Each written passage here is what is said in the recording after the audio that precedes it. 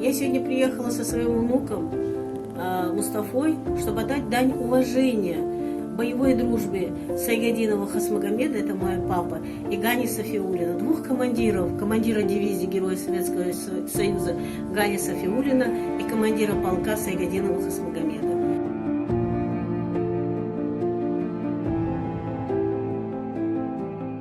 Приезжала с ним на встречу однополчан в Москве, и я видела их слезы взрослых мужчин, которые при встрече плакали. Даже в 1944 году, когда была высылка Чечено-Ингушской республики, значит, Гани Сафиуллин помог ему, чтобы он не потерял свои медали, ордена, свою боевую славу. Эта дружба продолжалась вплоть до их смерти.